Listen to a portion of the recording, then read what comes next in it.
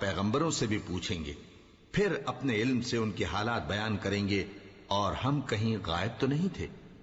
اور اس روز اعمال کا تلنا برحق ہے، تو جن لوگوں کی تولیں بھاری ہوں گی وہ تو کامیاب ہیں، اور جن کی تولیں ہلکی ہوں گی تو یہی لوگ ہیں جنہوں نے اپنے آپ کو خسارے میں ڈالا، اس لیے کہ ہماری آیتوں کے بارے میں بے انصافی کرتے تھے۔